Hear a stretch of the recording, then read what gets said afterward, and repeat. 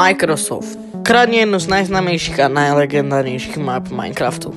A tým je Skyblock. Využívajú k tomu nekonečný zdroj peňazí a s pôvodným moderom Skyblocku sa súdia už vyše 4 roky. V dnešnom videu sa vám pokúsim objasniť, čo sa so Skyblockom v súčasnosti deje. Skyblock vznikol už v roku 2011. Používateľ Noobcrew zverejnil správu na Minecraft fóre, kde predstavuje prvý Skyblock. No to ešte netuší, že táto mapa dosiahne viac ako 5 miliónov stiahnutí, 100 000 Minecraft videí a veľa adaptácií. Medzi najznámejšie patrí napríklad Hypixel. Skyblock v roku 2019 sa na Minecraft Marketplace začal objavovať obsah pod názvom Skyblock. Už vtedy vývojári kradnú názov Skyblock a dokonca hovoria, že je ich originálny a jediný Skyblock. A bez povolenia Noobcrewa na tom profitujú 100 000 až milióny dolárov.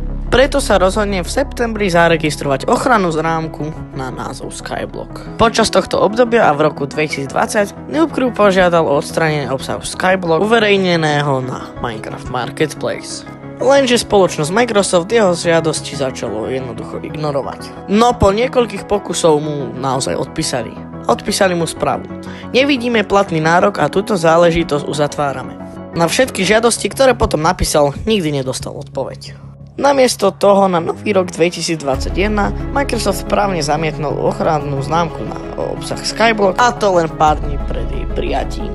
Pretože je generická, no aj po toľkých rokov je stále v stave čakania. Odvtedy musel preložiť platné dokumenty a ďalšie informácie, aby mohol bojovať proti genetickým obvineniam.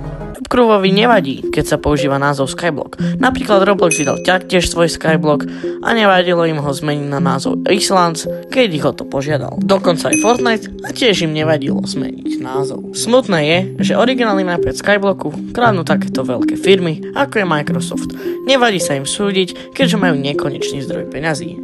Smutné je taktiež, že Noobcrew chcel ponúkať Skyblock zadarmo. Lenže to začali kradnúť veľké firmy, ako je Microsoft, a uvádzajú to na Minecraft Marketplace ako ich originálny výrobok. A Noobcrew z toho nedostáva ani len jediný cent. No a toto bylo už pre dnešné video bolo všetko. Ak sa vám video páčilo, nezabudnite like, odber, a ak ma chcete podporiť, tak kľudne dajte aj koment a zdieľajte to kamarátom. Ja sa s vami teším u ďalšieho videa a zatiaľ čau.